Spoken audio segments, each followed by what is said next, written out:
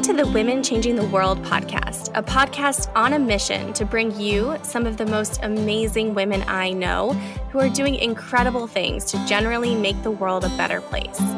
From corporate sustainability to straight up magic and everything in between, you'll meet the real life humans who are birthing the new.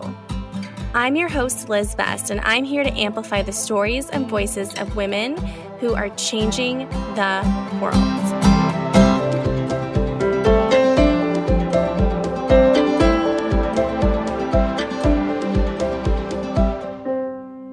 How many people do you know who have sailed across the Pacific Ocean?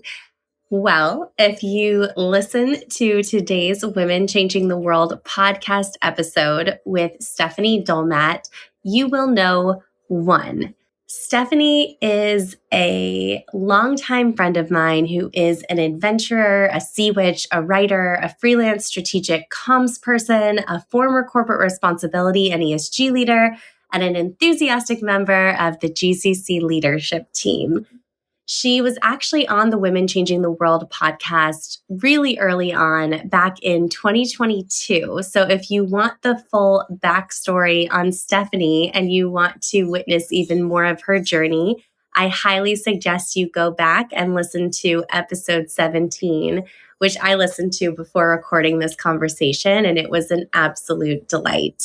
Today, Stephanie and I sat down to talk about her journey sailing across the Pacific Ocean, the conversations that she had with herself in anticipation of a journey, which anecdotally we've heard fewer people have done than have climbed Mount Everest. We talked about feeling the fear and doing it anyway, and Stephanie's journey to this moment in her life. We discuss creativity and why it is a practice and ways to cultivate that practice.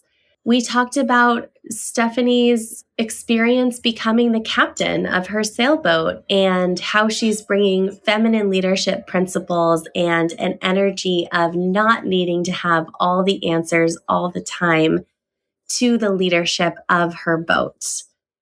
We talked about her approach to business building and how she's gotten to work with incredible women and clients on exciting new projects and initiatives.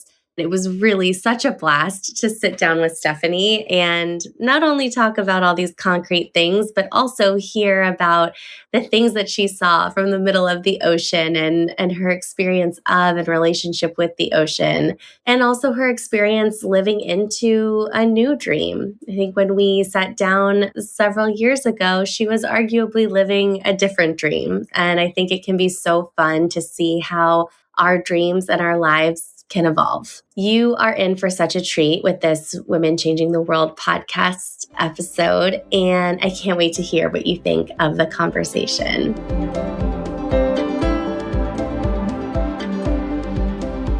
Stephanie, welcome back. Thank you so much. I can't believe it's my third time on the podcast, twice as an interviewee and once as an interviewer. Oh, that's so fun. I think you now officially hold the record outside of me, which I absolutely love. Oh my goodness. I'm so excited that I get to have this conversation with you today. I will say for anyone who's listening now, if you do want to go back and hear from past Stephanie was actually on episode 17 of the Women Changing the World podcast, which was so fun for me I listened back to this morning. So I've been getting to hang out with you like all day, Stephanie. Our branding was totally different for the podcast. There were things that were different, but also I was really struck by some of the things that were really consistent in terms of like the conversation. And I know we'll talk about things that have been different for you and things that have stayed the same for you. But just a quick note, if anyone wants to like go back to more of the beginning, check out episode 17 with Stephanie. I can confirm, having just listened to it, it is a great listen. Thanks so much, Liz. Of course. Well, okay, so we have so much to talk about. I definitely want to do some time traveling from there to here. But first, let's start with what you're up to these days, personally and professionally. Would love to hear a little bit about what's feeling alive and true for you right now. Such a good place to begin. So the way I'm currently describing myself is that I am a sea witch, an adventurer, a freelancer in strategic communications. I am a proud member on the leadership team of GCC, Girls Club Collective. I am also a storyteller and a writer. These are all things that I'm not sure that I would have described myself as 5 years ago when I was first on the podcast. So definitely have evolved, but I think the things that have remained the same have been the values. And so what's driving me, and really a sense of community in our larger world and in our universe. It's fun to have all of these different titles, but I think I am proof point that your titles can change very significantly over a short period of time.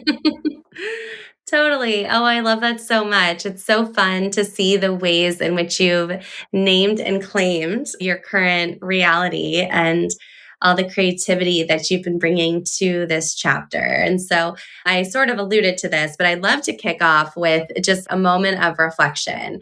So let's talk about what you were doing when we recorded our last conversation in 2022 about translation in ESG and telling better stories in the sustainability space. So fill us in on what version of you joined us on the podcast for the first time. Right. So then I was in my role in corporate sustainability, and it had honestly been what I had set out to do when I went to grad school back in 2009. I wrote in my essay back there in 2008 when I was applying to grad school that I wanted to run sustainability at a multinational corporation. And it was a long and winding road to get there.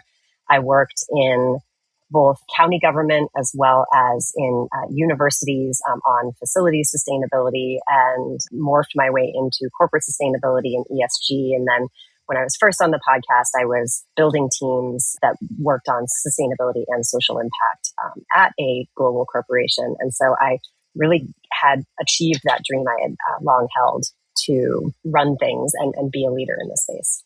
Totally. And you were living in Utah.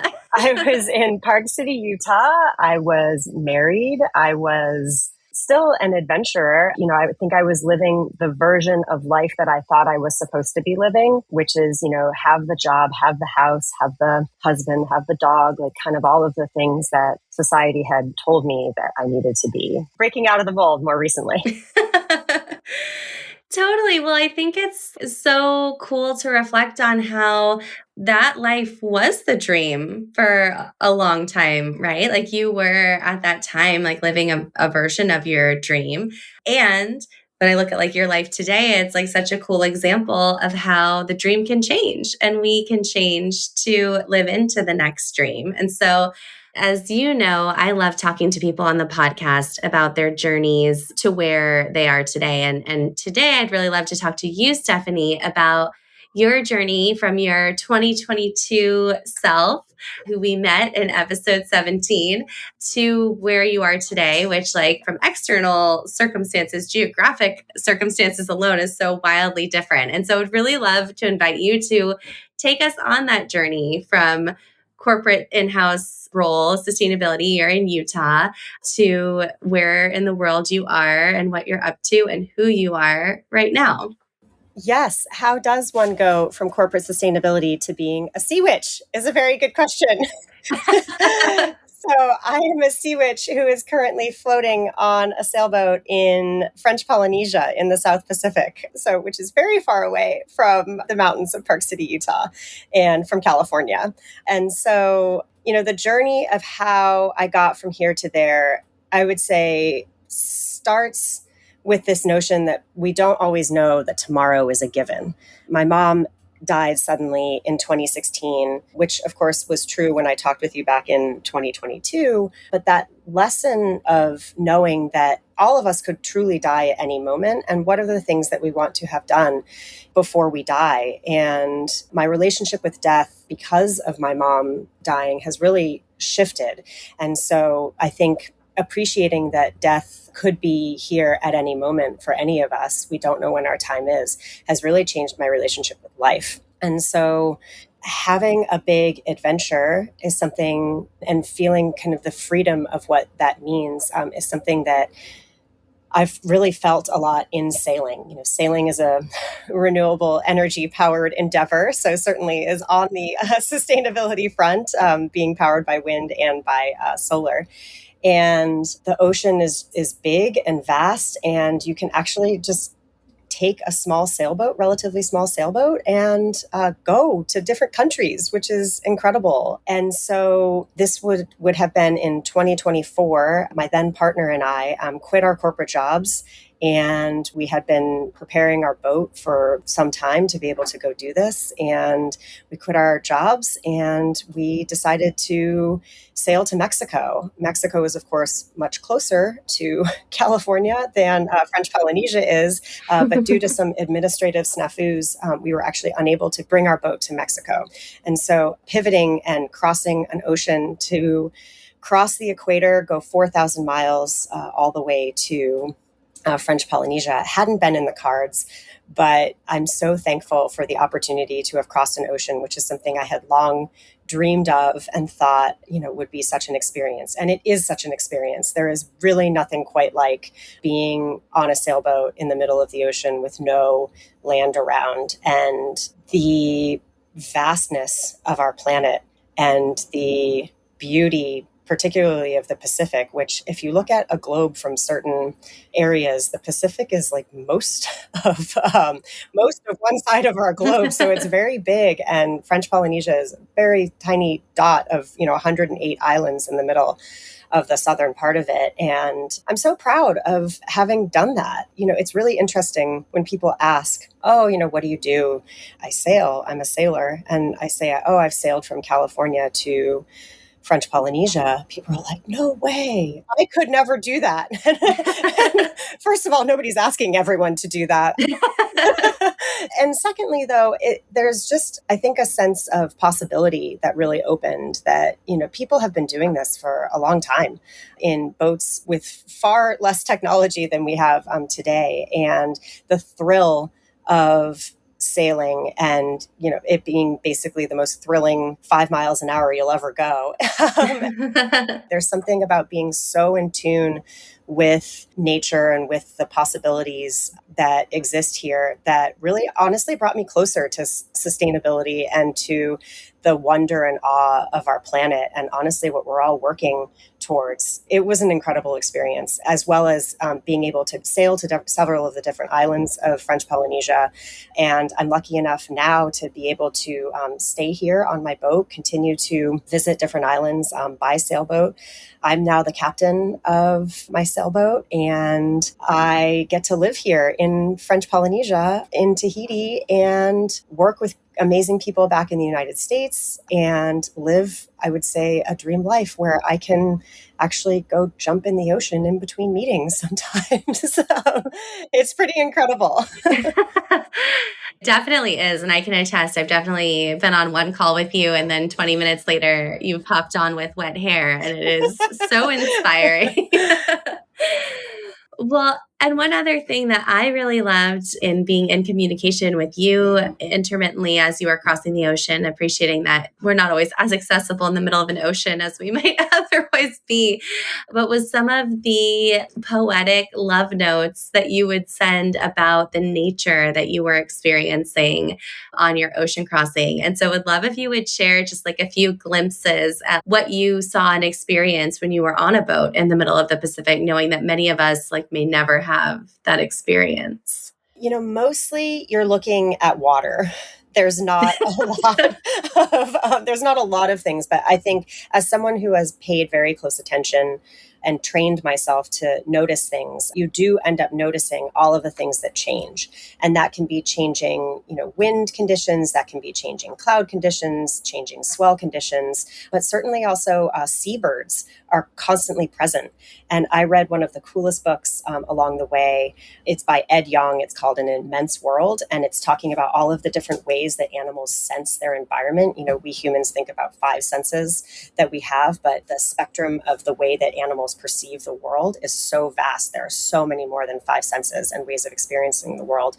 And it turns out that seabirds are actually swooping over the waves so that they can smell the specific chemical that is produced by krill when it's being eaten, so that they are making maps of smells across the ocean as they are going along the waves. And so noticing the seabirds that would come up, and saw everything from albatross to boobies to smaller terns and jaegers.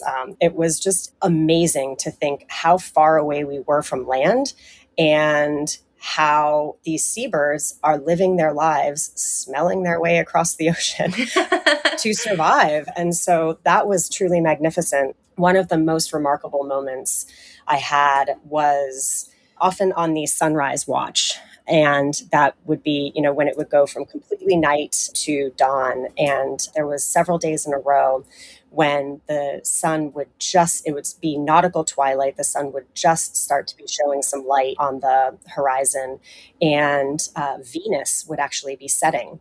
And we didn't have a lot of moonlight at that time. It was more the new moon area, but Venus was actually, the starlight was twinkling on the ocean.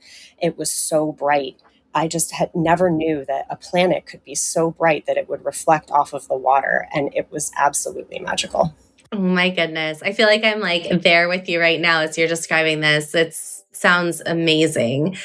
Thank you for giving us the tiniest little peek into what that experience was like, knowing we can never, even begin to understand.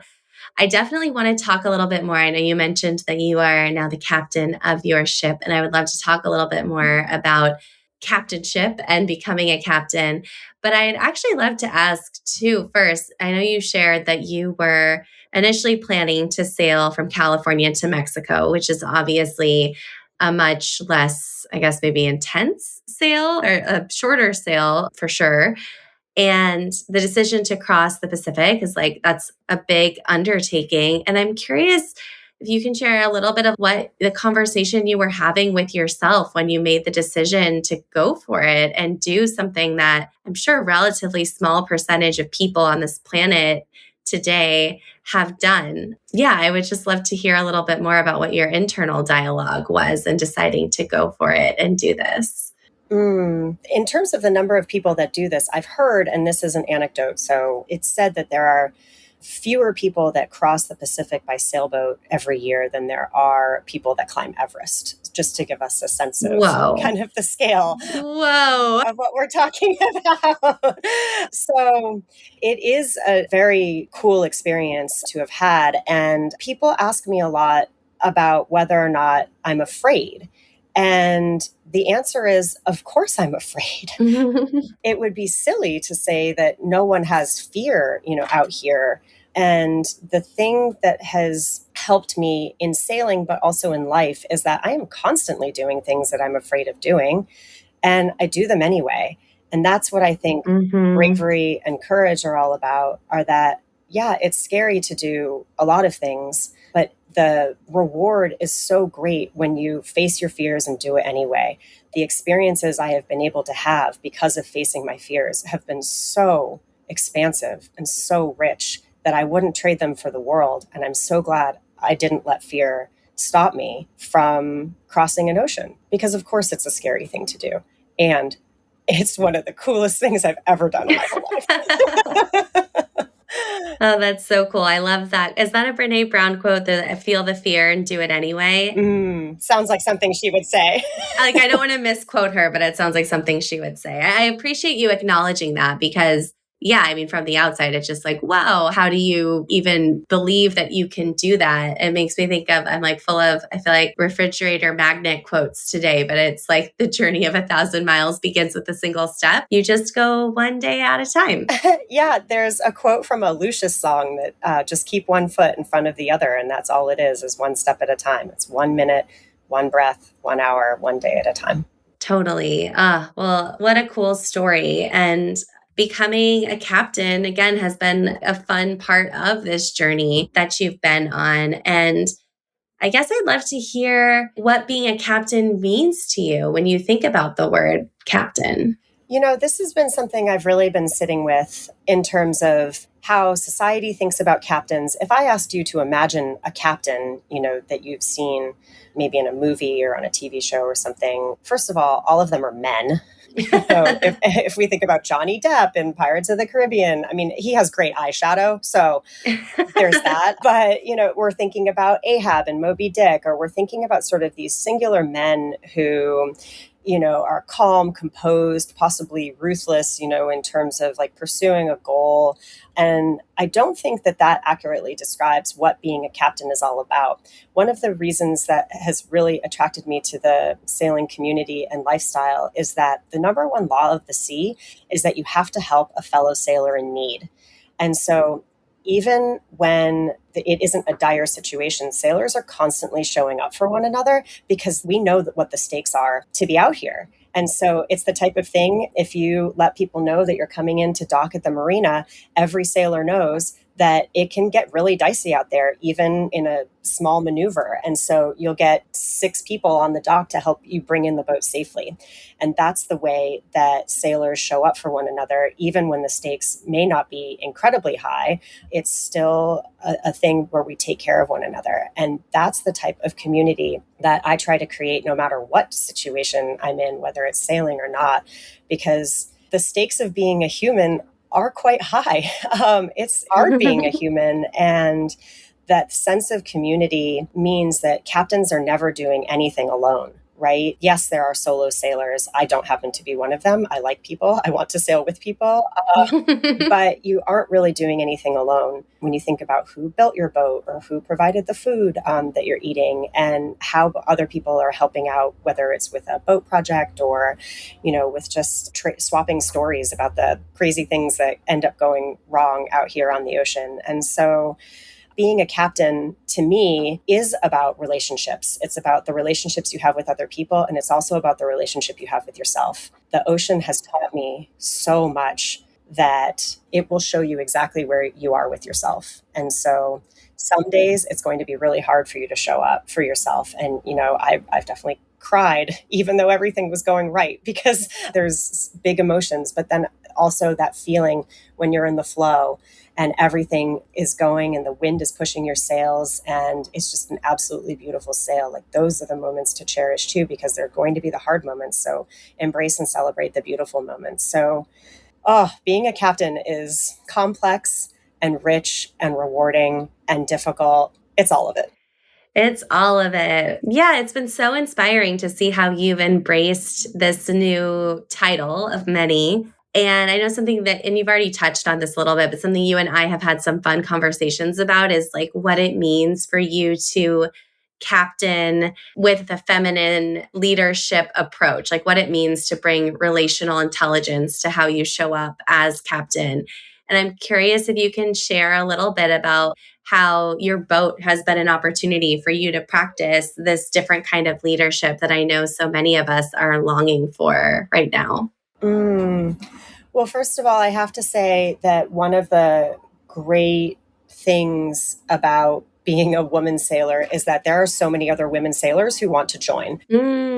Because there's a lot of toxic masculinity in the sailing world, like there is, all over the place. And women have had some incredibly difficult experiences with male captains. And so being a woman captain is a huge asset when you want to find other incredible women to sail with. So that's kind of the first thing. But I think in terms of, that feminine leadership, the first thing that comes on my heart when I think about that is that we don't have to have all of the answers. Boats are complex systems. Many of the things, when we're dealing with in leadership situations are there's many threads. I don't know everything about boats and boat systems and sailing. I know a lot of things, but I don't know everything. And so it's that sense of not needing to know all of it, but still feeling capable enough that you can do it. And so, I certainly have felt imposter syndrome, both in my corporate career as well as, being a sailor and being a captain. And so much of it has been facing that and saying, okay, that's true that I don't know everything, but I know there are so many things that I do know, and I am going to rely on the relationships I've built. I'm going to rely on the community. I'm going to rely on all of the experiences that I have had, that I will know what the next right thing to do is when I need to know that. I don't have to be prepared for every single situation that's going to come up. I just have to trust myself enough to know that I have enough knowledge and enough heart within me that I will do the next right thing. I love that so much. I feel like it was so fun to see how liberated you seemingly felt. I'm like, I don't want to put feelings on you, but I remember having a conversation with you and you were like, I realized I don't need to know how to do all the things. I just need to know how to find someone who does know. And I'm so good at finding the person who does know. Right? We don't do everything by ourselves anytime. So find the person that does know how to do it. Totally, which is such a real skill. And like, we don't need to talk about how like undervalued or underrecognized that skill often is. But that's so cool to hear how that has been serving you and the weight that that has lifted in assuming this responsibility. Yeah, I mean, I've learned so much through you and through the collective, Liz, about that, we are often so eager to provide support as women to other people. And it can be a lot harder to ask for help. And that asking for help, people really want to help one another. And so by allowing that, it forges some incredible friendships and also helps get the thing done in a way that is so much more easeful and joyful than trying to go it alone. Absolutely. And thank you so much for that reflection. It's always a growth edge for me too. It's just like not how we were taught to approach things. But as you said, it can be so much easier and so much more fun when we bring other people along the way. And when we ask for help, other people get invested in our success. And I actually think that's the perfect segue because I know one of the other titles or things that you've been holding in this chapter has been you've been doing some really cool freelance strategic communications work. And it's been really fun to see the magnetism with which you've been drawing really neat opportunities from and with cool people to you. I've worked with a lot of people who have been building businesses, and I think our experiences of building business are not always as joyful and connected and relational as what you've experienced in this time. And I'd love to hear you share like how you've approached building your business and how you've approached this aspect of your work. Yeah, it feels actually even wild just to say, but I've let the work come to me rather than going out and seeking the work. And so that is opposite, I think, of, most things that I was taught just in terms of, you got to go after what you want. But I think the thing is that I know what I want and I want to work with incredible people. I have an amazing network of humans in my life. And my criteria for business is that I want to work with amazing people. I'm less concerned about the work that I'm doing with them and more interested in, are they a good fit? Do we work together well? And so having that and just being really clear on like, I'm going to work with really good people has meant that even just the conversations I have with people I'm catching up with, it can turn into work and people asking me like, hey, can we work together on X, Y, and Z? Even if it's not at all what I thought, we might be working together on. I'm definitely someone also who says yes to great opportunities, and saying yes to these people has just led to some awesome projects. I feel so lucky. I am lucky in the sense I was able to take an entire year off of work and that time to really undo all of the, I would say, stress that I was carrying from corporate roles and to really get clear on like what kind of projects would feel good for me. That was a huge privilege to be able to do, but also allowed me to move into this with a much more abundant mindset of the people are out there. I know them. The work is going to be out there. It can come to me in some senses rather than me trying to go chasing after it. So cool to hear this reflection. And it's been really cool to watch you receive. And of course, both can be true, right? Like it can be an immense privilege to be in a position where you feel safe and abundant to be able to take a receiving and open approach to work. And it can also be true that like in some cases, that approach can work so much better than the hustling after the goal ever could. It's been really, really fun to watch. And there's so much I want to talk to you about. I feel like creativity is something that it would be such a shame for us not to touch on at least a little bit, because I know your creativity practice has also been somewhat constant companion along this journey. And I feel really lucky we got to learn from you within GCC recently. You shared in how you've cultivated your creativity practice. And I actually feel like that was something that was fun that it came up when we talked in 2022, was like there were little glimmers of creativity in that conversation as well. So what does creativity mean to you, and what is it bringing to your life right now? So when we talked about this in the how, about how to cultivate a creativity practice, you asked about what does creativity mean? And oftentimes we're taught that creativity is the output, right? It's the piece of art, it's the piece of writing, it's, maybe the meal you cooked or whatever it is. But I think creativity is actually a practice. It's not about the output, it's about your approach with your own creativity. And look, creativity is one of the coolest things about being human. I know we're in this thing where we're being pushed about AI and, oh, wow, AI can make such incredible things. That's true. And there's really nothing quite like human creativity. And I think that's what is going to really be a distinguishing factor in jobs of the future, is that creative human element, because people are still craving it. And still, I think that's the way we all feel connected to one another and to the world and to the universe. Creativity, to me, it's a practice, but it's about what lights you up. And it's about that feeling of connection to yourself and to something bigger. And my creativity practices are often involved in writing, but it's also with my relationship with music or my relationship with performing and telling stories, aloud.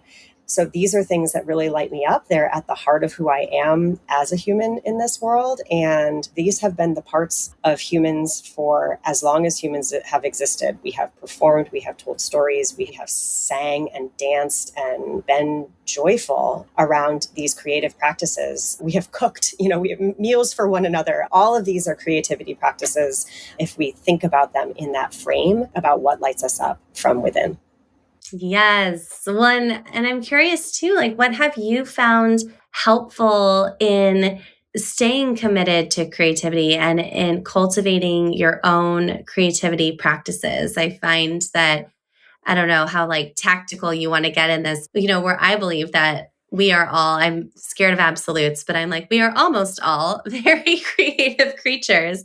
And I know that, sometimes building that type of practice requires some accountability with ourselves or some ritual. And so I'm curious what you've found helpful or what's really worked for you to create the conditions for creativity. So much of it was letting go of the things that I thought I knew, particularly when we're talking about going from a professional writing practice. I've been doing that for so many years. I feel very comfortable writing in a professional setting, and writing personally and being vulnerable is something that is very hard to do. It's a difficult switch. And so, we were talking before about being afraid and doing it anyway. That is something that it's really been letting go of this notion that things have to be perfect, that things have to be all buttoned up, that things have to, have a deadline, or that it's about the output. I think it has been more of a practice where the more things that I consider are going into my writing practice, and that could be, reading or following a thread about something I'm really interested in, or having a conversation with a friend about something that's been on my mind. And then that conversation will lead to other sparks that might help me write something personally. There are so many things that could be considered part of your creativity practice without you actually sitting down and writing, right? Like it doesn't have to be whatever your relationship with creativity is, the way you're framing it can be a lot more expansive than how you might currently define it. So if painting really lights you up, maybe going to a museum and seeing other people's paintings or going to a gallery, that can be your creative practice. It's part of your creative practice because it's lighting you up from within, seeing what other people have created. And so I think just giving ourselves more permission and to expand how we think about creativity. I have found that the more time I devote to it, or the more time I am cognizant that what I am doing is part of my creative practice, the more time I want to devote to it. And because this is what makes us human, I don't want to spend all of it with just busy work. I want to be in conversation with my creativity. So the more you do it, the more you want to do it, I would say. That would be the advice I would have. Yeah. Oh, I'm so here for that. And I also love this idea of valuing the input to creativity as much as the output, the seeking of inspiration, and also the space for ideas to incubate within us and that like being lit up from within, as opposed to simply thinking about the deliverables or even like the practice itself. Yeah, so I'm about to launch my Substack, the Sea Witch Diaries, and the opening essay. Yes. Yes, the opening essay is one that I've been working on for a long time. And I was just back in the States for 2.5 months, and it's about, sailing and about calling myself captain. And I just knew that I wasn't going to be able to finish that essay when I wasn't on the boat. And so I had to be patient because to me, it was like, well, I told myself and I've told other people that I'm going to launch my Substack in May. And so I'm not going to be able to finish the essay. Maybe I should just grit my way through it. But no, that's not actually how creativity works. The things are going to come when they come. And so being patient and trusting myself that the answer would come when I was back on the boat floating. And sure enough, it did, right? So you will be seeing my Substack by the end of May. It's just all being born on the time it's being born. Ah, that's so fun. And yes, I am so here for this unfolding with perfect timing. And I hope and suspect it may be out or just about to come out when this podcast episode comes out. Well, we will include a link for that in the show notes. I also know we're coming up on time. I could obviously talk to you forever, but I'm sure that you have like some little gems that I feel like I'd be remiss not to ask you a few quick hit questions before we wrap up. What quote or reminder is inspiring you right now? So there are three, if you don't mind me sharing three. They're each short. Absolutely not. Please share all of them. Okay, great. I've been really into divorce memoirs right now. And one is written by Deborah Levy. It's called The Cost of Living. And there's a line from it that just strikes my soul. We either die of the past or we become an artist. And to me, that sort of transmogrification of the things we've experienced and creating into them something beautiful is really touching my soul right now. There's another one that has to do with the ocean. It's by a poet, Suzanne Buffum. It's entitled On Duration.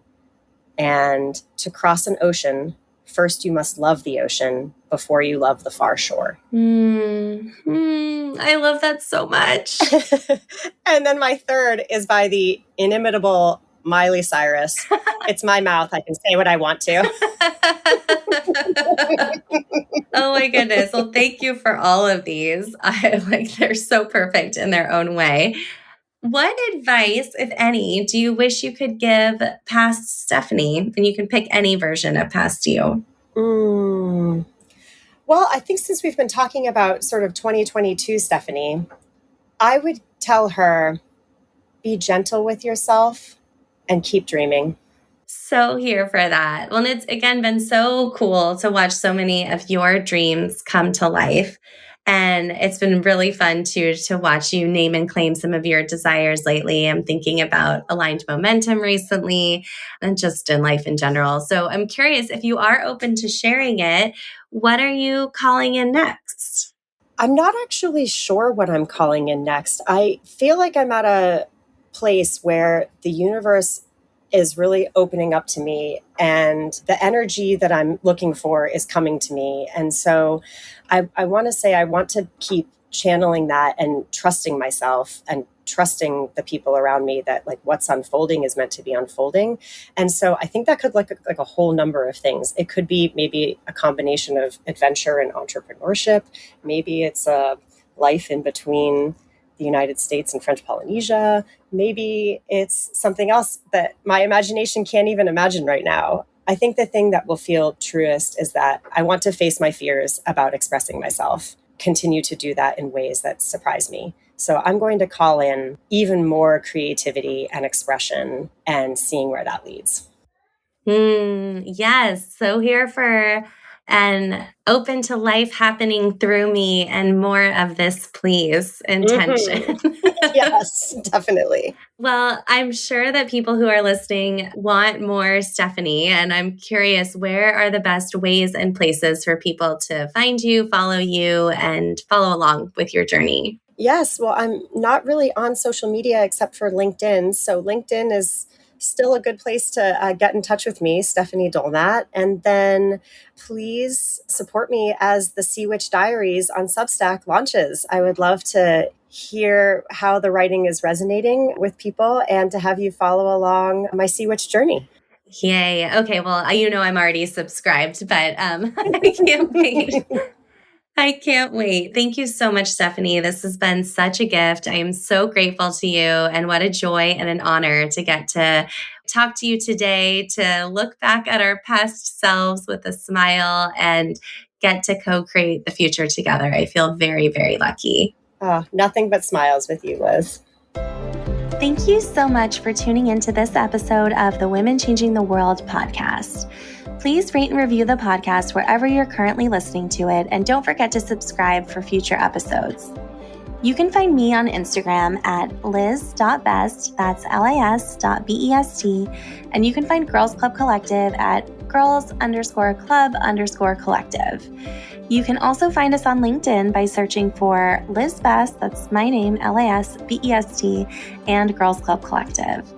Join our mail list by visiting the Girls Club Collective homepage and scrolling down to the bottom. You'll be in the loop on upcoming events, retreats, and opportunities to make magic with us, and you'll also receive a monthly love note from my heart to your inbox. I am so excited to keep in touch.